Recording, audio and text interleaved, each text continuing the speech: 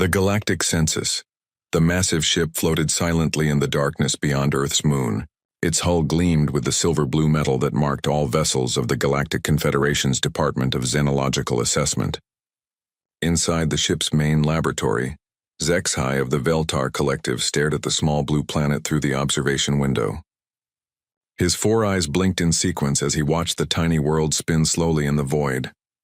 HFY had been doing this job for 300 years.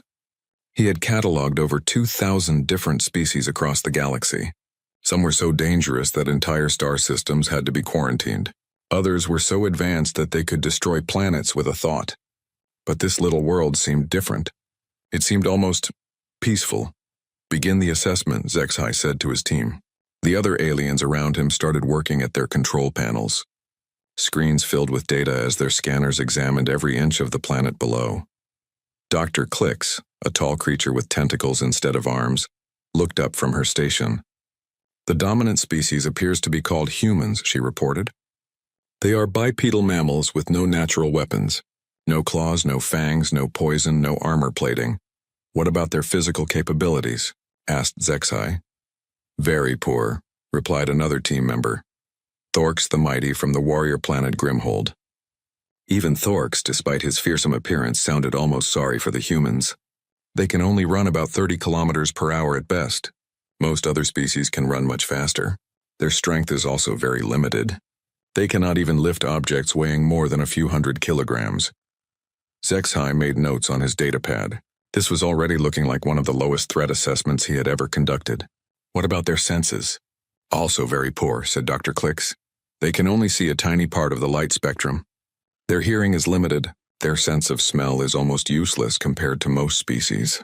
They cannot even sense electromagnetic fields or radiation without special equipment." The team continued their assessment for several hours. They studied human cities, human technology, and human behavior. The more they learned, the more harmless humans appeared to be. "Their technology is very primitive," reported Technician Vorp, a small gray alien with large black eyes. "They have only just begun to explore their own solar system. Their weapons are crude chemical explosives and simple projectile devices. They still use fossil fuels for most of their energy needs." "Have they achieved faster-than-light travel?" asked HFY. "No," said Vorp. "They do not even understand the basic principles. Our scans show they think faster-than-light travel might be impossible." HFY almost felt sorry for the poor creatures. In a galaxy full of species that could travel between stars as easily as walking across a room, these humans were trapped on their single small world.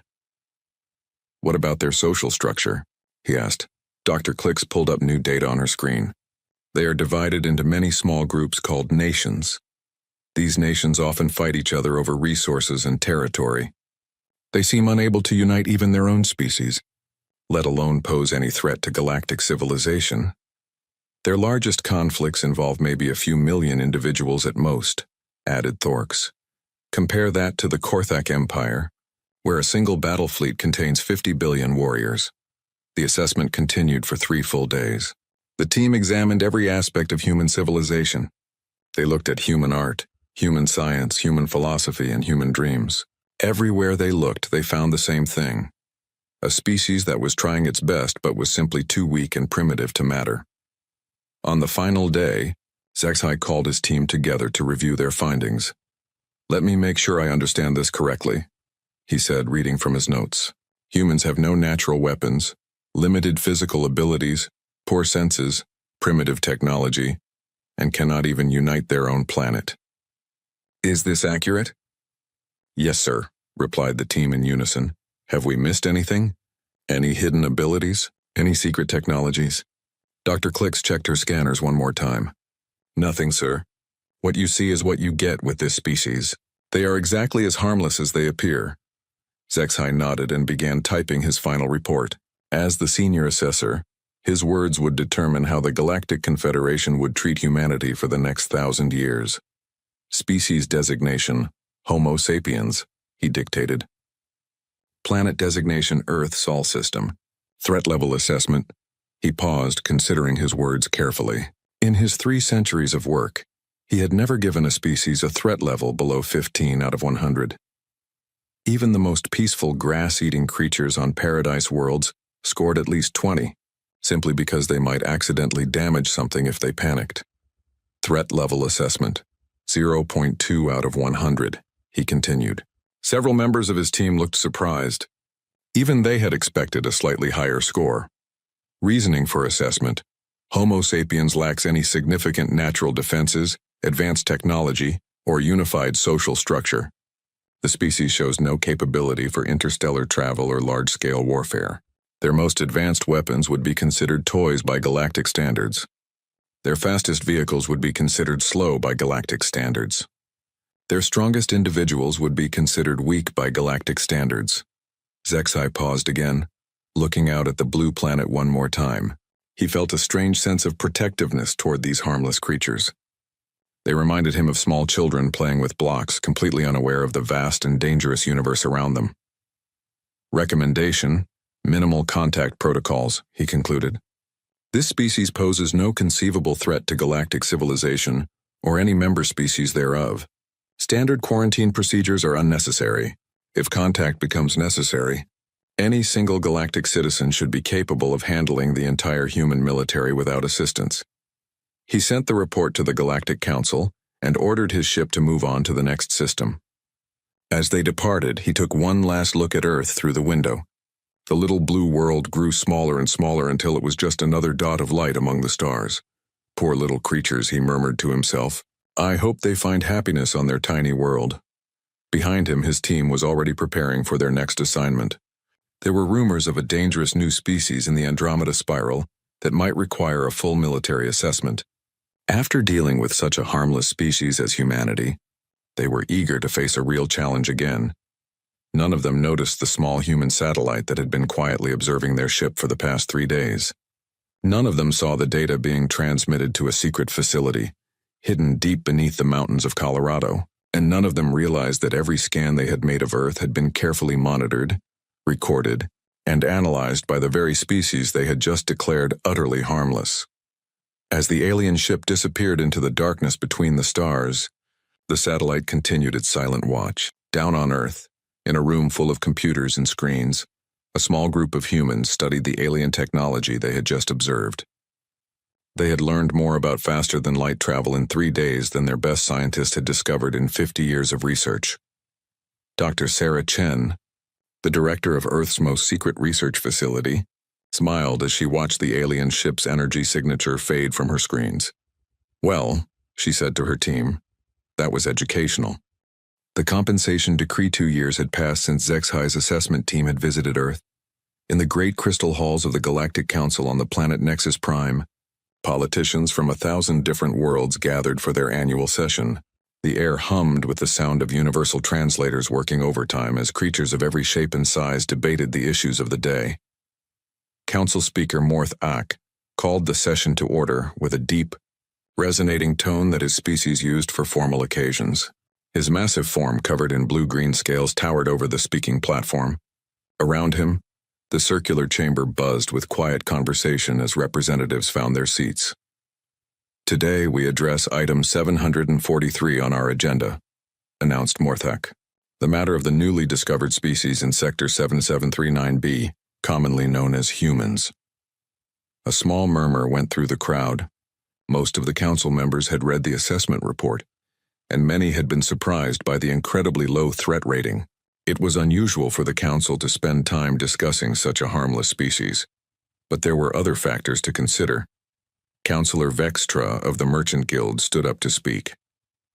Her silver robes sparkled as she moved, and her voice carried the musical tone that her species used for business discussions. Honored colleagues, she began, while these humans pose no threat to anyone, we must consider the ethical implications of our expansion into their space. She activated a holographic display that showed the Sol system and surrounding star regions. Red lines marked the shipping routes that galactic civilization used for trade between the outer rim worlds and the core systems. Unfortunately, these routes passed directly through human space. Our cargo ships travel through this region daily, Vextra continued. While we maintain proper stealth protocols, there is always a chance that the humans might detect our presence. This could cause them psychological trauma, as they are not yet ready for contact with galactic civilization. Counselor Thrack of the Military Oversight Committee stood up next. His species looked like walking mountains of gray rock, and his voice sounded like boulders grinding together. The humans present no military threat, he rumbled. But our presence in their space could be seen as an invasion if they ever develop the technology to detect us. While this is unlikely, we should consider the legal implications. Several other council members nodded in agreement. The Galactic Confederation had strict laws about interfering with primitive civilizations. Even accidentally frightening a pre-contact species could result in serious legal penalties. Counselor Yithara of the Ethics Committee rose to speak. Her species resembled tall, graceful trees with silver bark and golden leaves that rustled when she moved. "My fellow representatives," she said in her gentle, musical voice, "I have reviewed the assessment of these humans, and I am deeply moved by their situation." She activated her own holographic display, showing images of Earth that Zexai's team had recorded. Pictures of human cities, human families, and human children filled the air above the council chamber. "Look at these creatures," Yithara continued. "They are completely defenseless in a galaxy full of dangers they cannot even imagine. They have no idea that hundreds of our ships pass through their system every day. They have no idea that their nearest neighbors include the Korthak Empire, the Zephyrian war clans, and the Crystal Collective."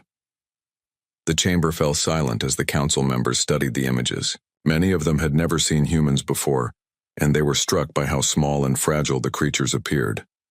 "These humans are trying so hard to understand their universe," Yithara said softly. "They build telescopes to study the stars. They send small probes to explore their neighboring planets. They dream of traveling to other worlds someday, and they have no idea how impossible that dream seems to be." Counselor Grix of the Scientific Exchange stepped forward. His species looked like giant insects with multiple arms and compound eyes. "The humans show remarkable curiosity for such a primitive species," he clicked in his rapid, chittering voice. "Their scientific progress is actually quite impressive for a species with such limited natural abilities. Given enough time, perhaps 10 or 20,000 years, they might even achieve basic interstellar flight." More murmurs went through the chamber. 10 or 20,000 years was considered very fast development by galactic standards. Most species took much longer to advance from their current level to interstellar civilization. Morthak called for order and asked if anyone else wished to speak. Counselor Zephyr of the Compassionate Alliance requested permission to address the chamber. "My friends," Zephyr said in the gentle tones his species used for emotional subjects, "I propose that we take action to help these poor creatures. They cannot defend themselves, they cannot travel to other worlds, and they are completely alone in a vast and dangerous universe. Surely we have a moral obligation to assist them." "What do you suggest?" asked Morthak. Zephyr smiled, an expression that looked strange on his dolphin-like face. "I suggest we give them a gift. We have been using their space for our convenience without their knowledge or permission. The least we can do is offer them some compensation." The chamber erupted in discussion. The idea of giving gifts to primitive species was not unheard of, but it was usually done only in cases where the galactic civilization had accidentally caused some harm. Counselor Vextra spoke up again. "What kind of gift did you have in mind? We cannot give them advanced technology, as that would violate the non-interference protocols." "Not technology," replied Zephyr. "Space. These humans are crowded onto their single small world, dreaming of expansion but unable to achieve it.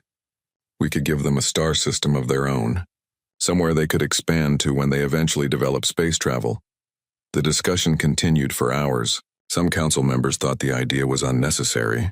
Others worried about the legal implications. But gradually a consensus began to form. Counselor Yithara proposed the final resolution. "I move that the Galactic Council approve the Harmless Species Reparations Act. Under this act, we will grant the human species full rights to the Kepler 442 system, including all planets, moons, asteroid belts, and space-based resources therein." Morthak called for a vote. The resolution passed by an overwhelming majority. Only a few representatives abstained and none voted against it. As the council session ended, many of the representatives felt pleased with themselves. They had done something good for a species that could never repay them. It was the kind of generous gesture that made galactic civilization feel proud of its moral progress. The gift was generous indeed. The Kepler 442 system contained 3 habitable planets. 2 gas giants perfect for atmospheric mining, and 17 asteroid belts rich in rare metals. It was worth more than some entire star nations, but to the Galactic Confederation, it was a small price to pay for peace of mind. The Council ordered the gift to be delivered through carefully planned indirect contact. A small probe would be sent to Earth's solar system, carrying a message in mathematical language that the humans would eventually be able to decode. The message would inform them of their new star system and provide basic coordinates. None of the Council members expected the humans to be able to use their gift for thousands of years. It was meant to be a symbolic gesture, something the humans would appreciate when they finally became advanced enough to understand it. As the representatives returned to their home worlds, they felt satisfied with their generosity. They had helped the galaxy's most defenseless species, and it had cost them almost nothing. What none of them realized was that their gift had just provided humanity with exactly what it needed most: motivation, resources, and a target destination for the secret faster-than-light drive that Dr. Sarah Chen's team had been developing ever since they had scanned the alien assessment ship 2 years earlier. The rapid expansion 50 years had passed since the Galactic Council had given humanity the Kepler 442 system.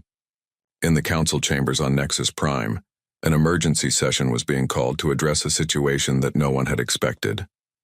Councillor Morthak, now showing his age with graying scales, called the meeting to order. His voice carried a note of confusion that was rare for the usually confident council speaker. "Fellow representatives," he began, "we are here today to discuss reports that have been coming in from the human territories. Reports that, frankly, none of our experts can explain." A holographic star map appeared above the chamber, showing the region of space around Earth. The Sol system glowed blue to mark humanity's original home. The Kepler 442 system glowed green to show their gifted territory. But there were other lights on the map now. Yellow lights. Lots of them. "According to our long-range sensors," Morthak continued, "humans now have active settlements in 12 star systems. This is far beyond what our models predicted." Murmurs of disbelief rippled through the chamber. Many of the council members leaned forward in their seats, studying the map more carefully. Councillor Vextra stood up, her silver robes now showing signs of wear from decades of service. "Speaker Morthak, there must be some mistake. Our best scientists calculated that humans would need at least 300 years to develop basic interstellar travel. It has only been 50 years since we gave them the Kepler system." "There is no mistake," replied Morthak grimly. "Our monitoring stations have confirmed human presence in all 12 systems. They appear to have functioning colonies, mining operations, and regular traffic between their worlds." The chamber erupted in confused discussion.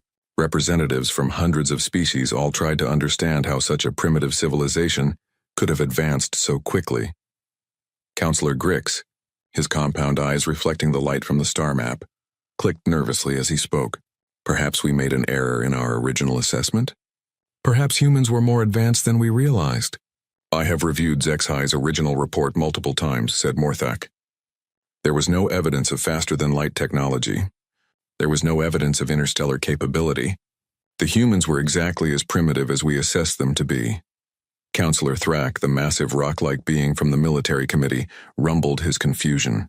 "How does a species advance from primitive chemical rockets to interstellar colonization in 50 years? Even our most advanced species required centuries to make such progress." "Perhaps," suggested Councillor Yathara, her golden leaves rustling with worry, "we should make direct contact with the humans and ask them to explain." This suggestion caused even more discussion. Direct contact with a primitive species was a serious step that required careful consideration and extensive preparation. "I believe," said Morthak, "that direct contact is indeed necessary. We need to understand what has happened and ensure that proper protocols are being followed." The Council voted to send an official diplomatic mission to humanity. The task fell to Ambassador Kreltan of the Diplomatic Corps, a being whose species was known for their skill at first contact situations. 3 weeks later, Ambassador Kreltan's ship arrived in the Sol system. What he found there surprised him even more than the reports had suggested. The solar system was bustling with activity. Human ships moved between Earth, Mars, and the asteroid belt in regular patterns. Space stations orbited several planets. Most shocking of all, the human ships were clearly using some form of faster-than-light drive technology. though it was unlike anything in the galactic databases. Kreltan sent a diplomatic message to Earth, requesting a meeting with human leadership. The response came back within hours, written in perfect galactic standard and transmitted on frequencies that humans should not have known how to use. Ambassador Kreltan, the message read, "We would be honored to meet with you. Please dock at Luna Station orbiting Earth's moon. We will arrange for a reception appropriate to your diplomatic status." Luna Station turned out to be a massive space facility that had not existed in any of the original assessments of the Sol system. As Kreltan's ship approached, he could see that the station was clearly of human construction, but it incorporated design elements from at least 6 different galactic civilizations. The human who met him at the docking bay was a middle-aged woman with short gray hair and bright, intelligent eyes. She wore a simple blue uniform with insignia that Kreltan did not recognize. "Ambassador Kreltan," she said with a warm smile. "Welcome to Luna Station. I am Ambassador Sarah Chen, representing the United Earth Colonial Administration." Kreltan studied the human carefully. She appeared exactly as primitive humans were supposed to appear, but there was something in her eyes that suggested depths of knowledge that should not have been possible. "Ambassador Chen," he replied, "I must admit I am confused by what I have observed. Our records indicate that your species was incapable of interstellar travel as recently as 50 years ago." Sarah Chen's smile grew wider. "That is correct, Ambassador. 50 years ago, we had never traveled beyond our own solar system. Would you like some coffee? It is a human beverage that many species find pleasant."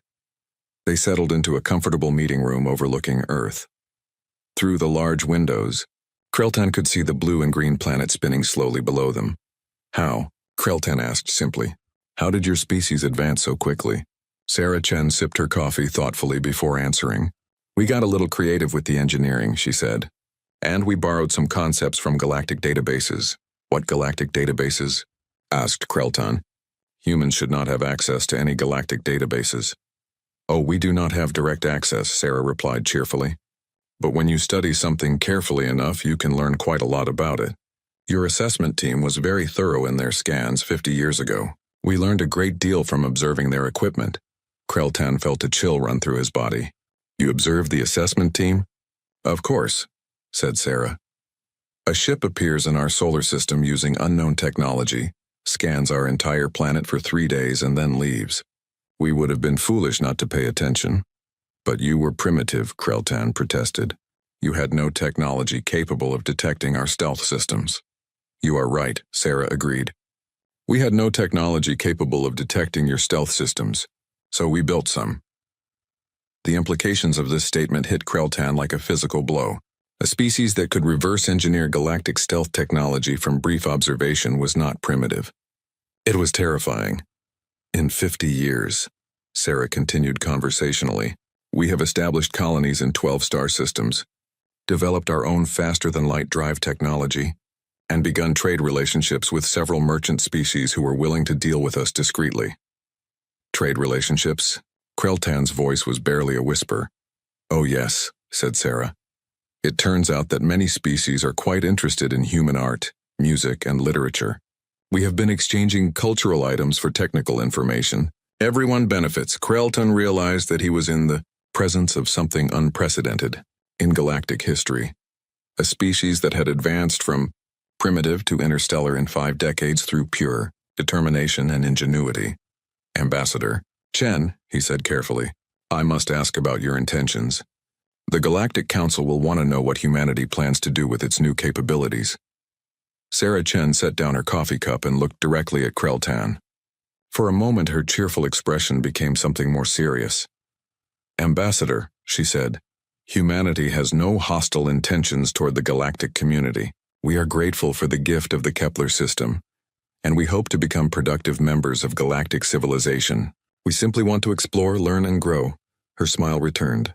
"Although I should mention that we have already outgrown the Kepler system. We will need more space soon." Kreltan returned to Nexus Prime with a report that would change everything the Galactic Council thought they knew about humanity. The species they had dismissed as harmless had become something entirely unexpected. Equals. The growing unease. 25 years had passed since Ambassador Kreltan's shocking report about human expansion. In those years, strange reports had been filtering in from across the galaxy. Reports that made many species uncomfortable, though none could quite explain why. On the trading world of Vorthala Prime, merchant Captain Zilna reviewed her cargo manifest with growing confusion. Her ship had just returned from a routine trading mission to the human colonies, and the results defied all logic. "Computer," she said to her ship's artificial intelligence, "display the before and after scans of the human mining operation on Kepler 442c. Two holographic images appeared side by side. The first showed a small human mining facility from 2 years ago. The second showed the same location as it appeared now. Where once there had been a simple collection of buildings and basic equipment, now there was a massive industrial complex that looked like it could supply half the galaxy with rare metals. Computer, how long should it take to construct such a facility using standard galactic engineering methods? Estimated construction time, 47 years, assuming adequate resources and experienced construction crews. And how long has it been since we were last here? 2 years, 4 months, 16 days? Zilna stared at the images.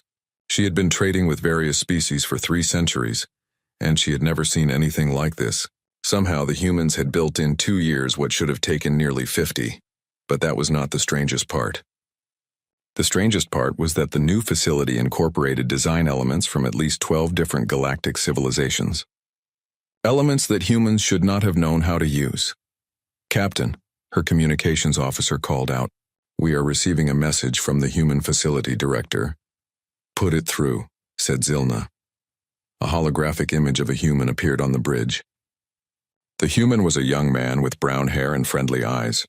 He wore a simple work uniform, but something about his expression suggested deep intelligence.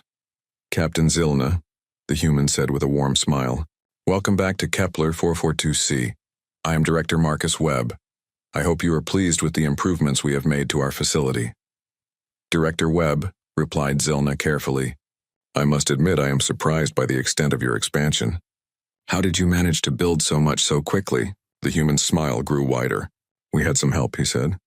"Your people have been very generous with advice and technical information.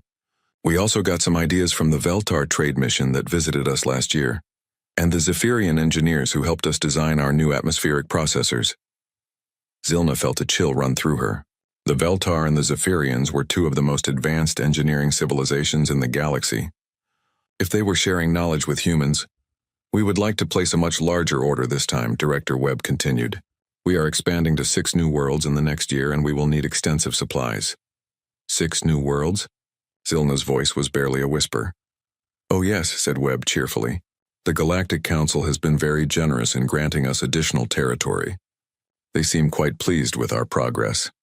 After the trade negotiations were complete, Zilna set course for Nexus Prime. She needed to speak with the Galactic Council immediately. Meanwhile, in the crystal halls of the Galactic Council itself, Councillor Zexhai was having troubles of his own. The aging Veltar had been asked to investigate reports of unauthorized technology transfers, and what he had found disturbed him greatly. "Councillor Yathara," he said to his old colleague, "I need to speak with you privately." The tree-like being rustled her golden leaves nervously. "Of course, Zexhai. What troubles you?" They moved to a secure conference room where they could speak without being overheard. "I have been investigating the reports about human technological advancement," Zexhai began. "What I have found suggests that we may have made a serious error in our assessment of this species."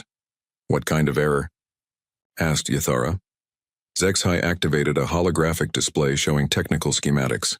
"These are designs for a faster-than-light drive system that the humans developed. At first glance, it appears to be based on principles they could have discovered independently. But," prompted Yathara, "but when you examine the design closely, you can see elements borrowed from 17 different galactic civilizations, not copied but adapted and improved. The humans have taken the best features from every technology they have encountered and combined them into something new." Yathara studied the schematics carefully. "That should be impossible. No species has ever mastered the technologies of so many different civilizations." "That is not the worst part," continued Zexhai. "The worst part is that their design is actually better than any of the original technologies they borrowed from. They have not just copied our work, they have improved on it." The implications of this statement hung in the air between them. A species that could improve on the best work of multiple advanced civilizations was not primitive. It was dangerous. There is more, said HFY. I have been reviewing reports from across the galaxy. In the past 25 years, we have seen an unprecedented period of peace and stability. The Korthag Empire has not launched a single aggressive action. The Zephyrian war clans have focused entirely on peaceful trade. The Crystal Collective has not expanded their territory by a single star system. That is wonderful news, said Yathara. Why does it trouble you? Because in every case, the peace was achieved through human intervention. Human cultural exchange programs have been present in every major conflict zone. Human research expeditions have somehow solved ancient disputes that had persisted for millennia. HFY activated another display, this one showing a map of the galaxy with human activities marked in bright yellow. Look at this pattern, he said. Humans are not just expanding randomly. They are strategically positioning themselves at every major trade route, every important resource node, and every potential conflict zone in the galaxy. Yathara's leaves rustled with growing alarm. You think they are planning something? I think they have been planning something from the very beginning, replied HFY. Remember, humans observed our original assessment mission. They knew exactly how we would classify them. They knew we would underestimate them. But why would they want us to underestimate them? HFY was quiet for a long moment before answering. Because underestimation is the greatest advantage any species can have. While we were treating them as harmless primitives, they were studying us, learning from us, and positioning themselves to become the most influential species in the galaxy. As if to emphasize his point, an aide rushed into the conference room carrying an urgent message. Counselors, the aide said breathlessly, we have just received word from the Korthak Empire. They are requesting human mediation in a border dispute with the Crystal Collective. They specifically asked for human negotiators, saying that humans are the only species both sides trust. HFY and Yathara looked at each other with growing understanding. When did this happen? Asked Yathara. The request was submitted an hour ago, replied the aide. But according to the embassy logs, human diplomatic staff were already en route to the disputed system. They left 3 days ago. After the aide left, HFY and Yathara sat in stunned silence. They knew, whispered Yathara. Somehow they knew about the dispute before the parties involved had even decided to ask for mediation. The question is, said HFY grimly, what else do they know that we do not? The revelation. The alarms in the Galactic Council chambers had not sounded in over 300 years. The last time had been during the Great War of the Outer Spiral, when half the galaxy had been consumed in conflict. Now they were sounding again, and Counselor Morthak struggled to understand why. Report, he bellowed as he rushed into the emergency command center beneath the council chambers. Admiral Grextor of the Confederation Navy stood before a massive tactical display, his forearms moving rapidly across the control interface. His species, the Krathen, were known as the finest military strategists in the galaxy, and the expression on his face was one of complete shock. Sir, Grextor said, his voice tight with disbelief. The Korthak Empire has launched a full-scale invasion of Confederation space. Over 10,000 ships advancing on a broad front toward the core worlds. Morthak stared at the display. Red dots representing enemy ships covered nearly a quarter of the tactical map. It was the largest military assault in galactic history. How many ships do we have in position to respond? Asked Morthak. Approximately 3,000 in the outer sectors, replied Grextor. We can have reinforcements from the core worlds within 6 hours, but the Korthak will reach the civilian populations long before then. The situation was catastrophic. The Korthak Empire had been quietly building their fleet for decades, while the galaxy had enjoyed its unprecedented period of peace. Now they were striking with overwhelming force when the Confederation was least prepared. Sir, called out a communications officer, we are receiving a transmission from the human territories. Put it through, ordered Morthak. The holographic image of Ambassador Sarah Chen appeared in the command center. She looked exactly as she had 25 years earlier, though Morthak knew that was impossible. Humans were supposed to age much faster than that. Counselor Morthak, Sarah said calmly, we are aware of the Korthak invasion. We are moving to intercept their fleet. Ambassador Chen, replied Morthak desperately. I appreciate the offer, but this is a military matter. The Korthak have over 10,000 ships. Even if you commit your entire fleet, you would be vastly outnumbered. Sarah's smile was gentle but confident. Counselor, you may be surprised by what humanity is capable of when properly motivated. The transmission ended, leaving the command center in confused silence. How many ships do the humans have? Asked Morthak. Grextor checked his databases. According to our last intelligence reports, approximately 200 ships, all small vessels designed for exploration and trade. 200 ships against 10,000, muttered Morthak. This is madness. For the next hour they watched the tactical display with growing dread. The Korthak fleet was advancing steadily toward the core worlds, brushing aside the few Confederation ships that tried to delay them. The human fleet was also visible on the display, moving to intercept the invaders, but their small number of ships looked pathetic compared to the massive enemy armada. Then something impossible happened. Sir, called out a sensor operator, I am detecting massive energy readings from the human fleet. What kind of energy readings? Asked Grextor. I do not know, sir. The patterns are unlike anything in our databases. On the tactical display, the human ship suddenly accelerated to speeds that should have been impossible. In minutes, they had crossed distances that should have taken hours. Are those readings accurate? Demanded Morthak. Confirmed, sir. The human ships are moving at speeds that exceed our fastest vessels by a factor of 10. The first contact between the human and Korthak fleets occurred in the Rigel system. Everyone in the command center expected it to be over quickly. The humans were outnumbered 50-1. Instead, the impossible happened again. Sir, the sensor operator's voice was shaking.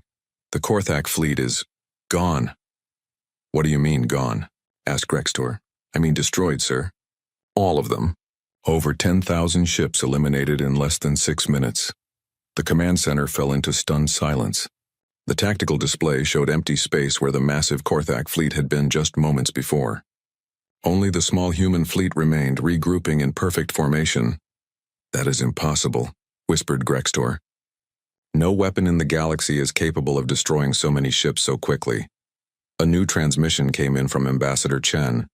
This time, her image appeared not just in the command center, but in the main council chambers above, visible to all the representatives who had gathered for the emergency session. Counselors, Sarah said, her tone still calm and friendly. The Korthak threat has been neutralized. Their fleet has been destroyed and their remaining forces are withdrawing to their home territory. How? Asked Morthak, his voice barely a whisper. Sarah's smile took on a different quality. It was still warm, but there was something else in it now. Something that made every being in the command center feel suddenly very small. Counselor, she said, I believe it is time for complete honesty between our peoples. A new holographic display activated, showing detailed technical schematics of human military technology. The weapon systems shown were beyond anything the galactic community had ever imagined. 100 years ago, Sarah continued, your assessment team visited Earth and classified humanity as harmless. That assessment was entirely accurate at the time. She paused, letting this sink in. However, your team made one critical error. They assumed that a species classified as harmless would remain harmless. They failed to consider what might happen if that species dedicated itself entirely to becoming less harmless. More displays activated, showing the true extent of human expansion across the galaxy. What the Galactic Council had thought were small colonies were actually massive industrial complexes. What they had thought were trade missions were actually intelligence-gathering operations. For 100 years, Sarah said, humanity has been studying every aspect of galactic civilization. We learned from your technologies, your strategies, your strengths, and most importantly, your weaknesses. You have been spying on us, accused Counselor Vextra. We have been learning from you, corrected Sarah. Everything we know, we learned from willing teachers. Every technology we developed from principles you shared with us through trade and cultural exchange. But the weapons, protested Admiral Grextor. Those weapons are beyond anything we have ever seen. Yes, agreed Sarah, because we had an advantage that no other species in galactic history has ever had. We had teachers who were so confident in their superiority that they never imagined their students might surpass them. The truth was finally clear to everyone in the command center. Humanity had not been harmless. They had been patient. They had spent a century appearing weak while becoming strong, appearing primitive while becoming advanced, appearing grateful while becoming independent. "What do you want?" asked Morthak. Sarah's expression became serious. "We want what we have always wanted, counselor.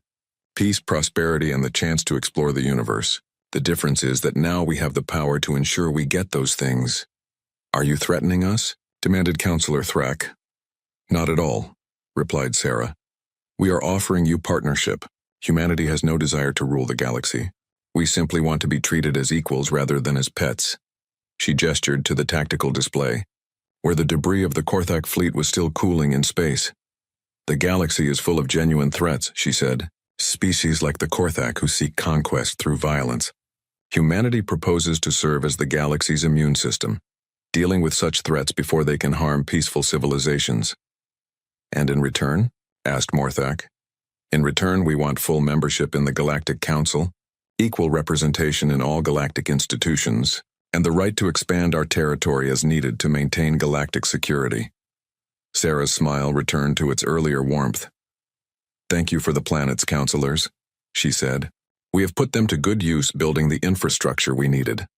Now shall we discuss humanity's new role in galactic affairs?" As the transmission ended, Morthak looked around the command center at the faces of his colleagues. All of them showed the same expression, the dawning realization that the galaxy's newest apex predator had been hiding in plain sight, fed and nurtured by their own arrogance. The age of human harmlessness was over. The age of human leadership had begun,